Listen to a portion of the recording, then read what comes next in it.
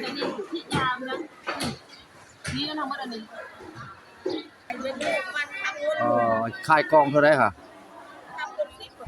3 กล่อง 10โอ้พักมนหมูพี่น้องนี่พักมนหมูนี่เพิ่นขายเรื่อง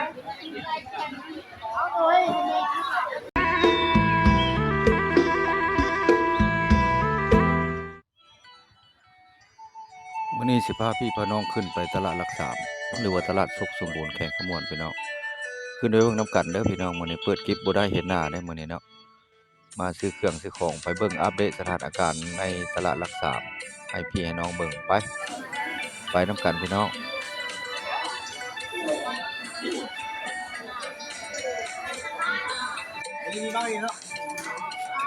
เครื่องป้าของลงกระลายสมควรพี่น้องตัวนี้สิเป็นโซนพักจัดเป็นละเอียดเพิ่นจัดเป็นโซนเนาะ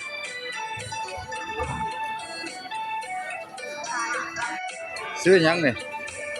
ได้หยังละมีอ้วเท่าไรครับอ้ว20,000โอ้พอกินอยู่เนาะ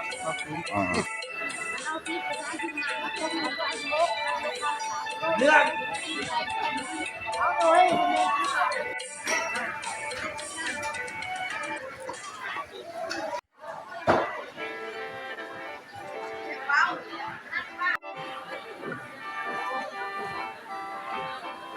ใหญ่แต่นี่ที่ยามนะนี่ก็ทำมาอันนี้ใครมาเป็นใครเนี่ย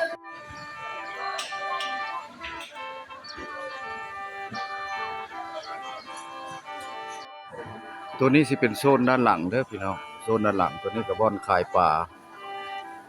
ลาธรรมชาติโซนนี้เราเป็นขายผัก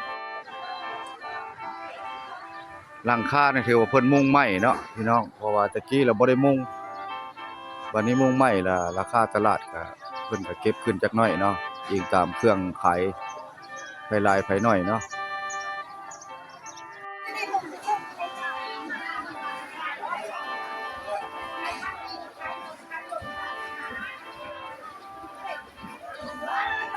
มีหยังจะนั่งบ้านเฮาบ่นั่งบ้านกันดู โลนี่ไหนขาย 20,000โลนึง20,000เนาะคิดเป็นเงินไทยก็ประมาณเท่าไหร่10 บาทเนาะโอ้ย10 บาทเท่าไหร่เนาะ10 บาทนี่ไม่ได้6,000ก่อนบ่ได้เนาะ30 บาทพุ่นแหละ30 บาท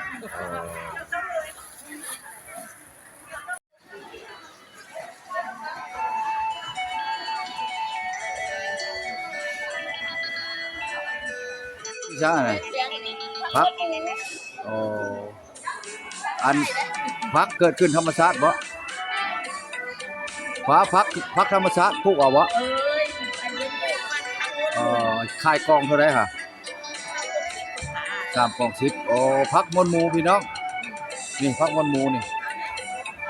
เพิ่นขายโอ้หน่อไม้หน่อไม้หยังนี่นอกผมเอาราคานี่คักมะเขือนี่โลนึง15,000กีบพี่น้องเนาะตัวนั้น24,000นี่ก็ถือว่าคักละเอียดเนาะ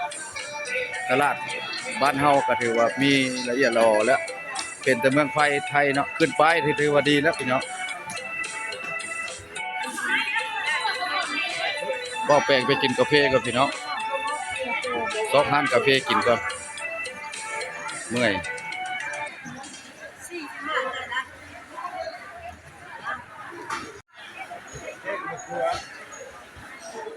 ตัวนี้หนังบ้านเฮาเด้อพี่น้องเด้อหนังบ้านเฮามัดหนึ่งจักเท่าไหร่บุ20,000บ่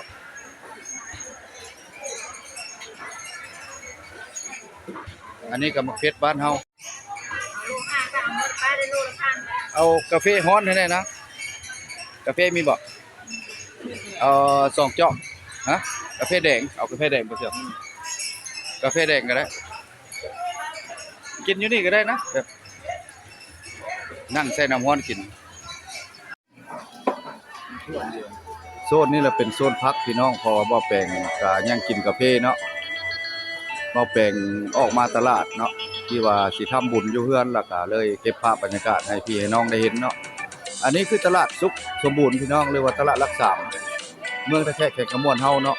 บรรยากาศยามเช้าพี่น้องเฮามาพาพี่พักน้องเนาะมื้อนี้ก็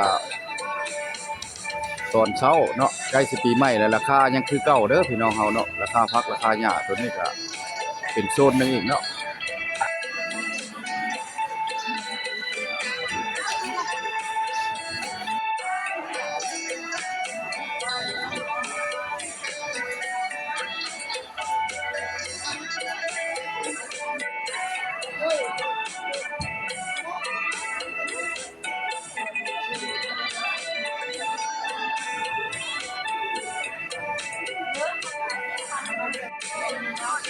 ถ้าเท่าได้หอยอันนี้แม่ฮะ10,000หอยงมบ่หอยกองบ่หอยน้ำกองบ่ใส่รองเท้าเขาเครียดนี่เด้ก็กินอยู่กอง10,000เนาะเลาะเบิ่งเมียก่อนหอยกี้ก็มีพี่น้อง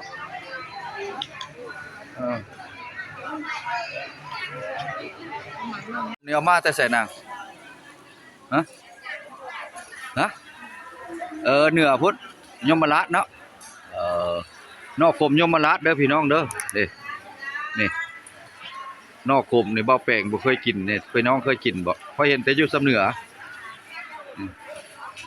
อยู่ยมราชอยู่ในแขกเฮาบ่มีพี่น้องอันนี้มะกล้วยพื้นบ้านเฮาพี่น้องมะกล้วยตีบจันทร์หรือว่ากล้วย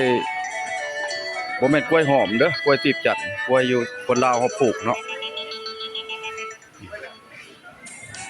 ปีก็มีพี่น้องมะปีเนาะ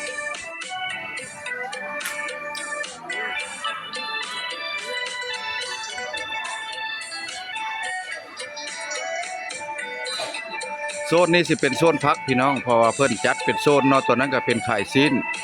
ขายพักเครื่องป้าของดงเราเป็นโซนนี้เนาะตลาดรักสามเฮาเพิ่นก็จัดเป็นระเบียบจะได้มาแปลงสิเลาะออกด้านนอกแล้วก็สิได้อำลาพระจากท่านผู้ชมมาเก็บภาพถ่ายให้พี่น้องได้เห็นเนาะตลาดรักสามเฮานี่ก็ยังราคาคือเก่าเด้อพี่น้องเฮาเนาะสิเมื่อแล้วบ่ได้ยังแน่ละขายหมดแล้วบ่เครื่องอ่ะขายหมดแล้วเนาะมื้อนี้ขายยังขายพักบัวบ่พักบัวหน่อยนึงกำไรได้อันจักพันอันแต่ละมื้อได้หลายอยู่บ่ได้หลายปานใดเนาะค่าปิดตลาดแพงบ่เขาเอาเด้60,000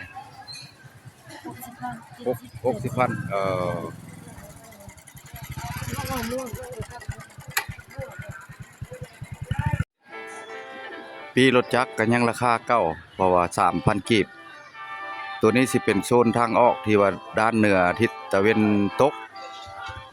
ขึ้นไปสถานี26แข่งขมวนตัวนี้ก็ออกได้เนาะทางนี้